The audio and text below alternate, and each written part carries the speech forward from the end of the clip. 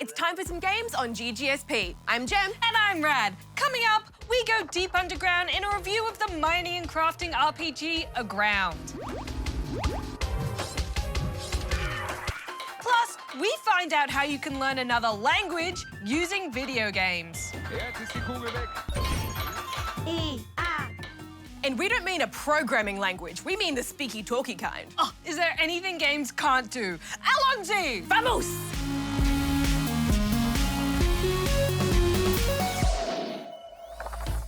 Rad and Jem, you probably already know a little bit of Japanese. What, do I? Did you know the word Pokemon is a combination of Poketto and Monster, meaning Pocket monsters.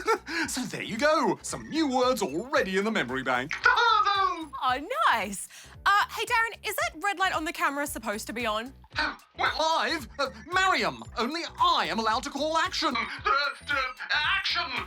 So Jem, there have been unofficial reports this week of a more powerful Nintendo Switch console coming later this year that's capable of 4K resolution and a bigger OLED screen.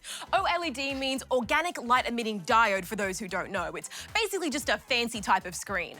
I wonder if this will be the Switch 2 or a Pro version of the regular Switch. Well, Nintendo have not said anything yet, so we will just have to wait and see. Oh, Jem, now you know that I am a big bushwalking fan, and I think I've found the perfect game for me.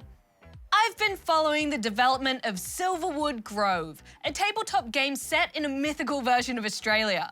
You choose from 12 heroes such as the Echidna, Tassie Devil, or Lorikeet, and each player has to create the best woodland village by collecting resources, upgrading locations, and hiring helpers. It's right up my alley. It's so cute! And speaking of tabletop games, right after the Stardew Valley board game was announced in late Feb, it sold out. Oh no! Creator of the game, Eric Barone, had been working closely with board game designer Cole Medeiros on the concept since 2018, and it contains everything a fan wants. The unique villages, farming crops, fishing, mining, and so much more. I'm glad it's doing well, but I'm kind of bummed it sold out so quickly. These stumpy button mashers were too slow, Rad. Just pick it up on the second print run, and then invite me over to play. Oh, why don't you join my campaign, Rad? I'm a level 13 noob hunter. Noobs beware. Pew pew. On with the review. Director Darren, roll the montage. What? The montage, roll it. Oh, affirmative? One moment. I have the tape right here. Montage. It's Friday, gotta get down on Friday.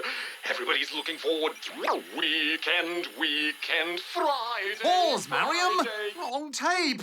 Oh dear.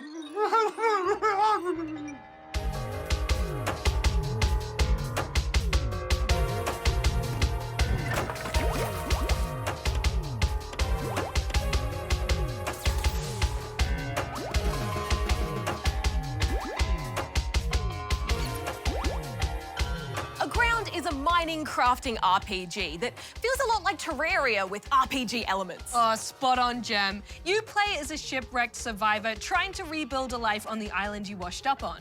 There you'll do your classic mining and building to gather better items and become stronger. You'll also meet some friendly fellows who help you on your journey. They give you quests, which walk you through some of the early game and reveal things about the place you landed and how you got there. Jem, I like my survivor friends, but I found the cutscenes really creepy. Yeah, they're not necessarily the, prettiest. But I really like the story breadcrumbs, and that you have tangible goals to achieve through quests. But it's not quite clear when you're supposed to branch out and make your own choices. For example, I got stuck for ages thinking that the next thing I was supposed to do was defeat the Miros, who are the local bullies.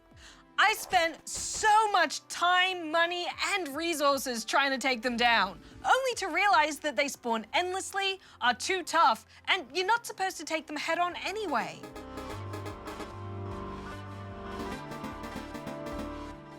That was frustrating. Like, yeah, it's cool to go on that journey of discovery, but I'm a persistent person, Jem, and I spent way longer on that than I'd like to admit. Come on, how long? Too long. Eventually, I just gave up and went to the other side of the map. And you know what I found there? Was it dragons? Dragons! I know, we play the same game. Not only do you get to fly dragons, but also roast enemies and raise your own baby dragons.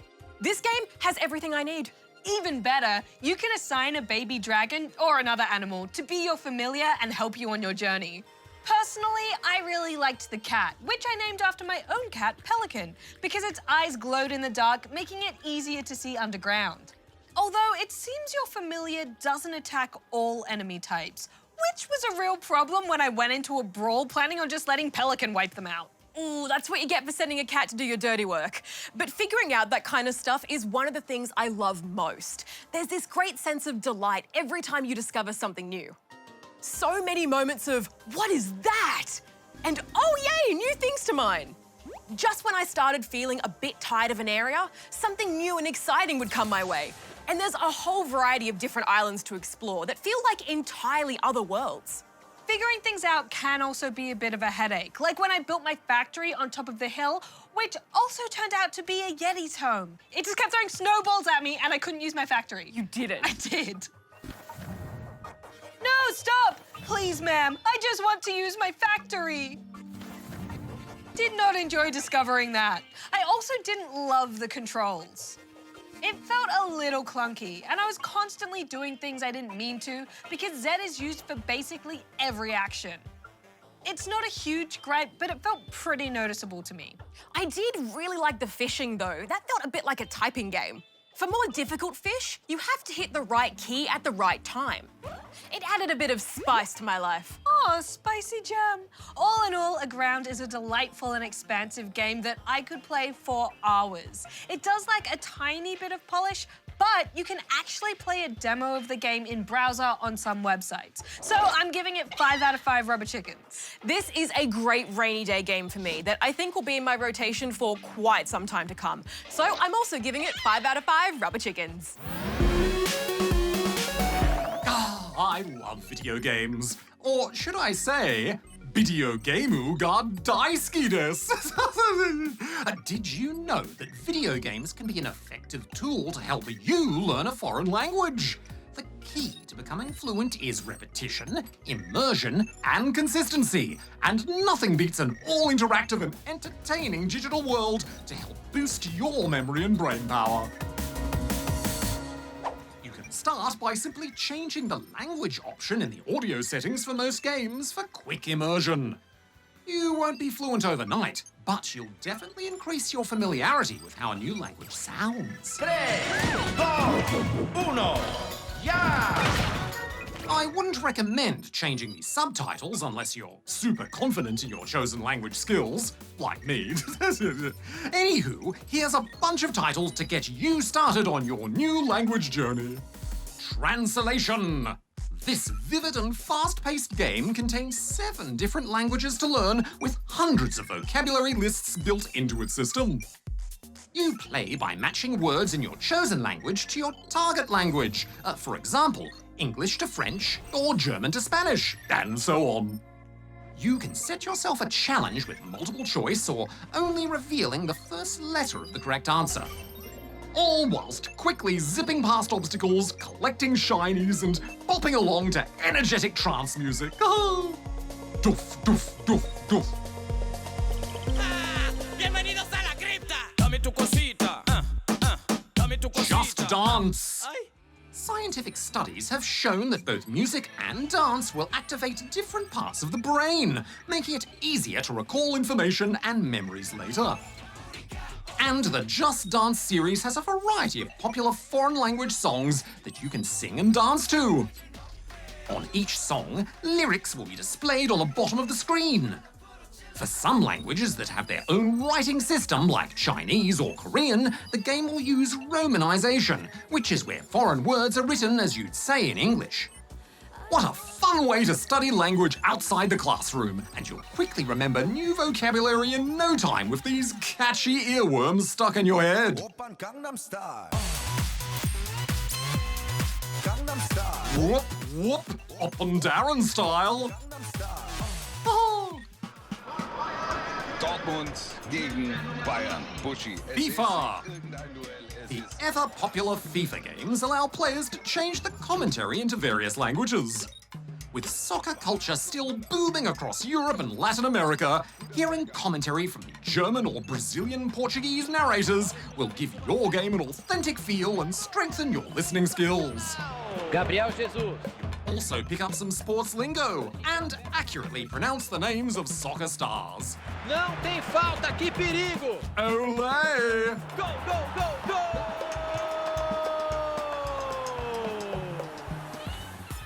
And of course, Japan has long been famous for its video games and anime culture, and there are plenty of games to play with Japanese audio, like the Ni no Kuni series or Taiko no Tatsujin Drum and Fun. Though Japanese has been known for its difficult writing system, there are games like Hiragana Pixel Party, a cute platformer that aims to teach you basic Japanese characters alongside some catchy chiptunes. And if you're up for the challenge, Grieco's Hall of Kanji will show you how to write kanji, the Chinese characters in Japanese script, using the Nintendo Switch touchscreen. Very clever. By tailoring the way you play video games, even something as simple as changing the audio, you can create a cool and modern way to learn a foreign language. Consider involving your siblings, parents, or even classmates, so you can learn and play with the games that you enjoy. Move over, French! Video games are the new language of love. Ooh la la!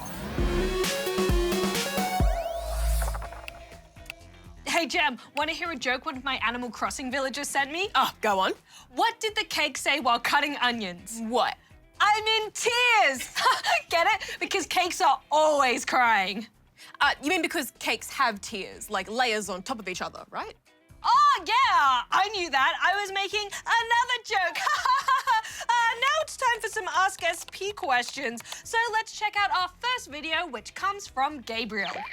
Hi GGSP, my name's Gabriel. I got 2 questions for you. Will there be any new Mario Maker games for the Nintendo Switch? And 2, will there be an update for Slime Ranger? And Darren, do these. Hello, Gabriel. It would be my pleasure. Sneed. Drip. All good. Bye. Thanks, Gabriel. To answer your first question about whether there'll be any new Mario Maker games for the Nintendo Switch, I haven't heard anything about this. The last Mario Maker related news I heard was that Super Mario Maker 2 for the Switch would be getting its final major update, letting you create world maps. But we should check in with Darren on that, just in case he knows more, what with his huge database and all. Greetings, Darren speaking. More emoticons pour moi? No pour moi, Darren. We were just wondering if Nintendo has any plans for a new Mario Maker game on Switch. I'm not detecting any juicy goss about this in my database, I'm afraid. And there were 4 years between the original release of the Wii U version of the first Super Mario Maker game in 2015 and Super Mario Maker 2, which came out for the Switch in 2019. So I would assume that even if there might be another game, it's not likely for at least a few more years. Well, I guess we'll just have to wait and see if there's any official news then. Affirmative. Oh, but I did detect some juicy goss about microprocessing and microsystems development, if you want the scoop on that. Oh, Darren, we don't have time now, but email it to me, okay? Thanks, bye! Bye! Now to whether there'll be an update for Slime Rancher. Well, the developers have said that they consider Slime Rancher to be in constant development, so I'd say more updates and/or in-game events are definitely possible, like Wiggly Wonderland from December last year. And they also run regular weekend Party Gordo events. Love to party. Moving along, this next video comes from Robert and Lydia. Hi GGSP, Robert and Lydia here. We have 3 questions. Also, can Darren read these emojis? Oh, more things for me. It's me, Darren. Livid. Down in the dumps. Stimulus. Deceased. And my first question is is Astro's Playroom going to go onto PC, and is what's the best PC game? My question is Minecraft Dungeons better than Minecraft, or Minecraft better than Minecraft Dungeons? Thanks. Thanks, Robert and Lydia. To your first question about whether Astro's Playroom is going to come to PC, well, we highly doubt that it will. That's because it's a game by Sony Interactive and exclusive to PlayStation. Although some PlayStation exclusive games have been coming to PC, it is more or less designed specifically to show off the features of the new PlayStation 5 console and controller. As for the best PC game, well, it is always tough to choose one best. So instead, I'm just going to share some of my personal favorites. I love management simulation games, and PC is my preferred platform to play these. So I'd recommend 2 Point Hospital, Planet Zoo, and the Civilization series. Oh, so good. I would also like to add to that list My Time at Portia, the Ori games, Outer Wilds, Subnautica, and Untitled Goose Game. Not to mention, you can play some other all-time greats on PC, like Portal 2 and Minecraft, of course. As for which is better out of Minecraft or Minecraft Dungeons, well, although they are both Minecraft games, they're quite different styles of game.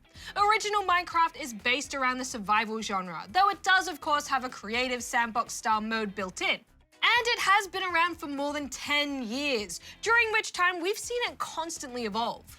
Minecraft Dungeons, on the other hand, takes the form of a dungeon crawler, so there's no real mining or crafting going on there.